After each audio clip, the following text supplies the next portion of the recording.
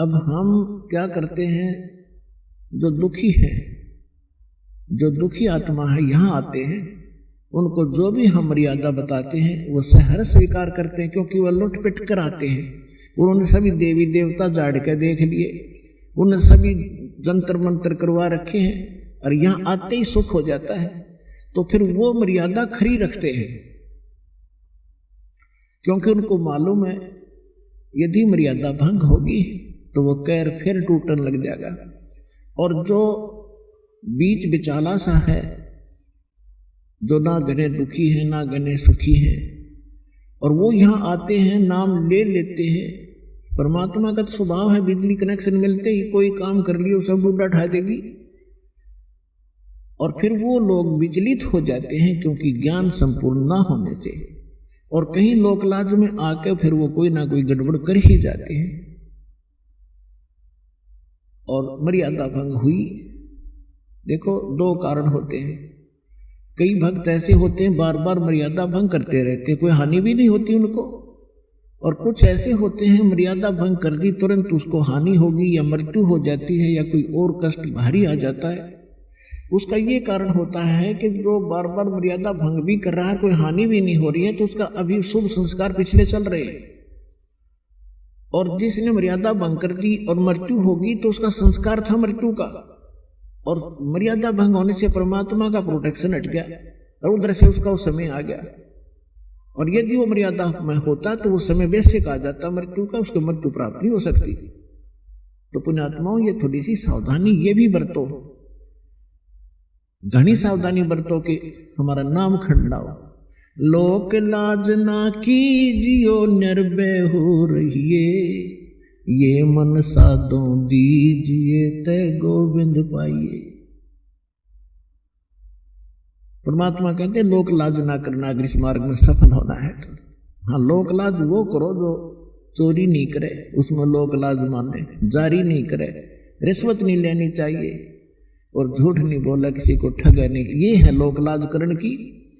लेकिन ये लोक लाज नहीं करे कि भक्ति मार्ग में बाधक हो। तो कबीर साहब कहते हैं कुल करनी के कारण ये हंसा गया बिगो, और तब ये कुल के कर लेगा जब तू चार पाया का हो। आज तो अपने कुल के लोगों की शर्म मान के मर्यादा भंग करके उनकी क्रियाओं को कर लेते हो, और फिर तुम चार पांव के पशु गधे कुत्ते सूअर बनकर गली में घूमोगे, तब वो तुम्हारा कुल तुम्हें क्या बचाव कर सकेगा।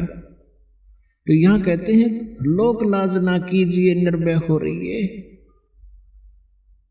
और यो मन साधो दीजिए ते गोविंद पाइए।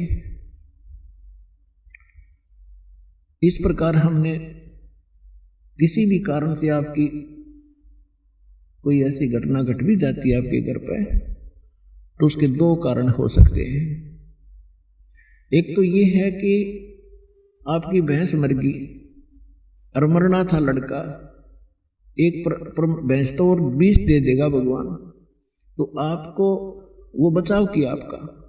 फिर दूसरा ये होता है कि जैसे कई भक्त होते हैं दुखी होकर आते हैं, कुछ एक को तो आप देख रहे हो, जैसा बहुत अनुभव सुनते हैं भक्तों की अपनी आत्म कथा, कई तो ऐसे होते हैं आते ही नाम लेते हैं और तुरंत ठीक हो जाते हैं अधिकतर, और कुछ एक ऐसे होते हैं नाम ले भी लेते हैं, 2 4 10 बार चक्कर भी लगा लिए, राहत नहीं, जो वो सोचकर आते हैं कि हमें ये होना चाहिए और वो नहीं हो रहा, तो वो ये सोच बैठते हैं कि मुझे तो कोई लाभ नहीं हो रहा। तो उसके कारण आपको बता दिया, बहुत से ऐसे हैं कि जैसे या तो मर्यादा भंग आपकी। कबीर साहब कहते हैं अपनी महिमा पर बताते हैं, सतगुर के दरबार में कमी काहे की ना, अन समोज ना पावता तेरी चूक चाकरी मां। इस कबीर भगवान के दरबार में इम्पॉसिबल वर्ड नहीं है इसकी डिक्शनरी के लिए, लेकिन हमें लाभ नहीं मिल रहा, तो उस कहते हैं तेरी चूक चाकरी में, तेरी कोई पूजा सेवा और श्रद्धा में त्रुटि है, उसको सुचारू कर, फिर डूंडा ठा देगा। भगवान ही समर्थ है, ये क्या नहीं कर सकता। एक झोपड़ी में रहने वाला एक दुल्हा, जो संसार उसको दुल्हा मानने थी, जाने थे। अब तो दास पारखू हो गया, हमें पता लगा तो लाल थे, भगवान थे। और जिसके द्वार पर 18 लाख व्यक्ति आ गए,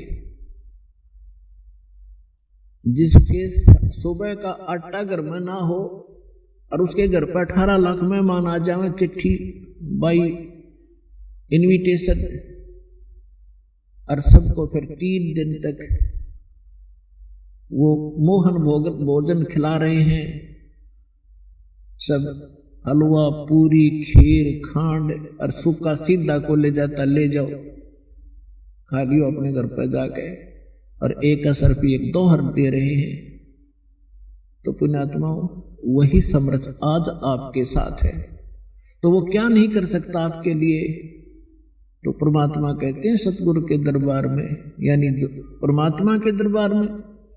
अब सतगुरु जो होता है वो परमात्मा ही होता है, या फिर परमात्मा अपना विशेष कृपा पात्र ही भेजा करते हैं।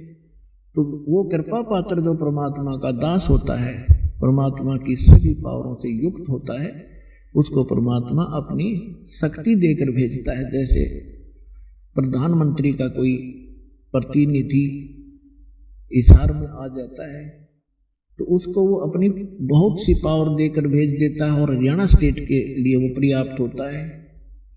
जो उसको उसकी रिक्वायरमेंट होती है वो पूरी कर देता है 1 मिनट में। तो इसी प्रकार जैसे प्रसंग चल रहा है कि कुछ भक्त आप देखते हो आशीर्वाद लेते ही और सब दुख दूर हो जाते हैं, शारीरिक कष्ट।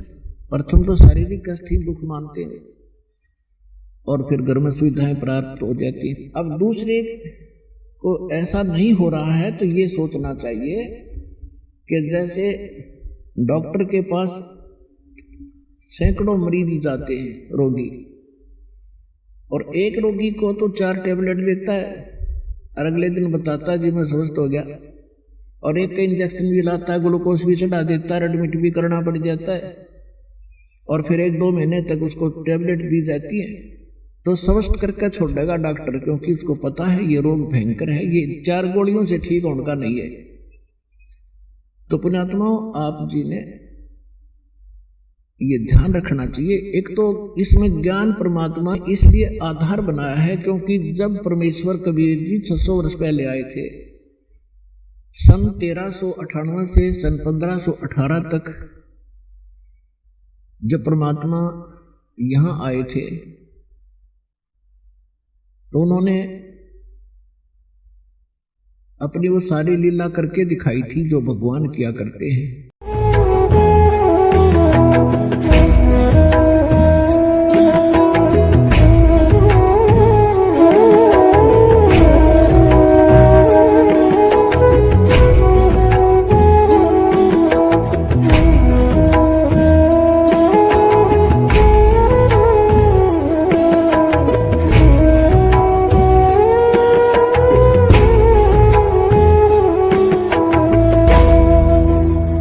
Subscribe now and press the bell icon.